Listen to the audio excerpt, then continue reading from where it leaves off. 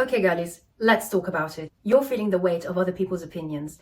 Maybe it's a comment, a look, an unspoken judgment, and you know that it should not affect you, but it does, and it hurts. But listen to me carefully. Hate is not about you. Hate is never about you, but it's about them.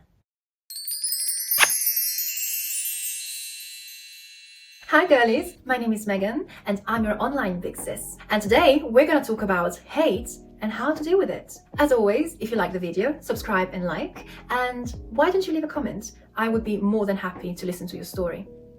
So, without further ado, let's talk about hate and how to deal with it. I know how easy it is to let other people's opinions shape you, even when you don't want them to. But today, I'm here to help you, to remind you that your worth does not come from outside, it comes from within. And that nobody can hurt you unless you let them.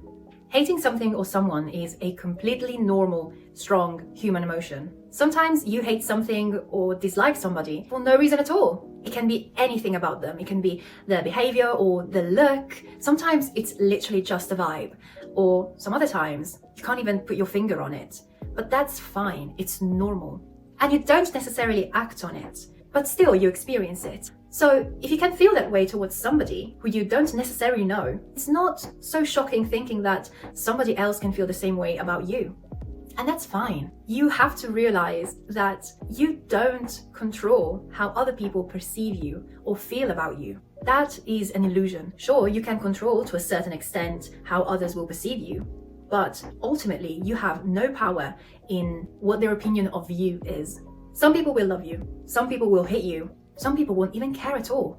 And that's fine. You don't have to make everyone like you or care about you. You can be the kindest, sweetest, most well-intentioned person that exists in the whole world.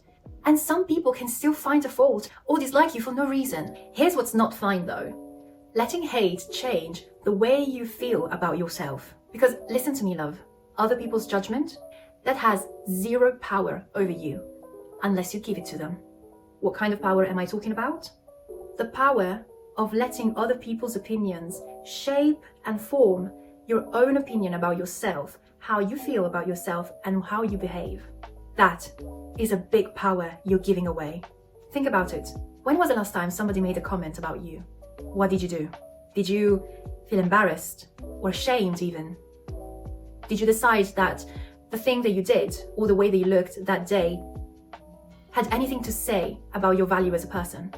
Because listen, sometimes we can get criticism, especially when we're growing up in middle school or high school. We get commented on all the time and it's part of growing up, so you can't really escape that experience. But you can be more aware about how much power you actually hold. Not having someone's approval does not mean you're not worthy. I know that it stings and it's unfair, and sometimes it can even feel like it's soul crashing. Not everyone is gonna see you for who you truly are, and that's okay.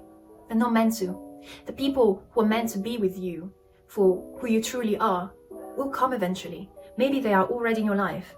Those people will stick with you regardless of what you do. They will stick with you even when what you say is not funny. Even if your jokes fall flat or you're not looking your best. Those true friends, those people that love you for who you are, will stick with you no matter what happens, regardless if you have the best marks, if you drive a nice car, or how much money there is in your bank account. They don't care. These things don't matter when it comes to friendship. These things don't matter. They do not define your worth. You have to embrace yourself. You have to be yourself. Find out what being you is. Feel free to be you. Feel safe to be you. You're unique. And being you is a privilege.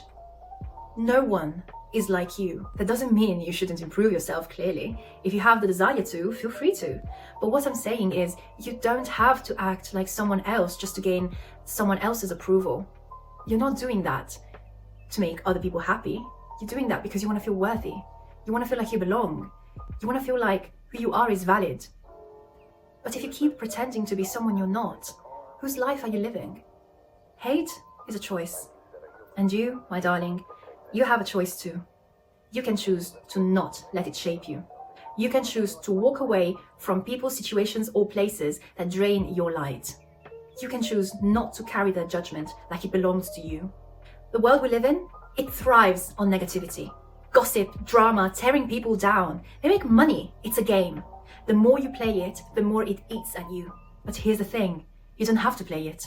You don't have to join in the laugh when someone mocks a poor boy or a poor girl who's being embarrassed in front of everyone. You don't have to be that person.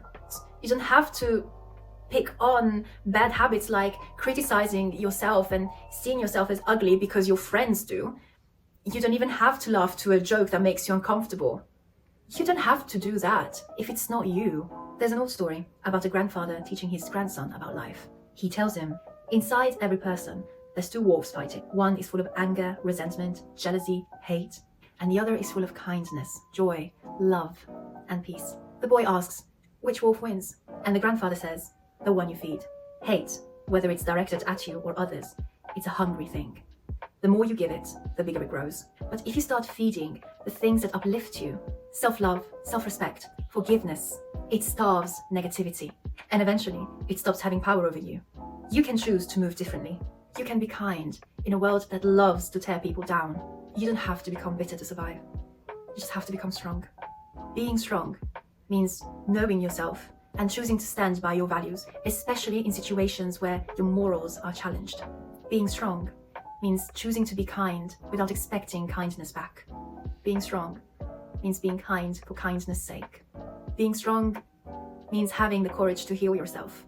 And I know it might sound idealistic to some of you, but being idealistic is crucial, especially when problems arise. Choose knowledge, follow knowledge. Knowledge will set you free. Understanding history, understanding people, understanding how the world really works, that sets you free.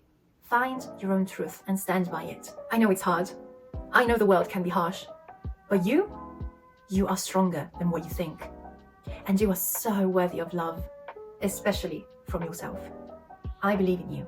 Remember that nobody can define your worth but you. I'm so proud of you, honey. I'll see you the next time. With love, Megan.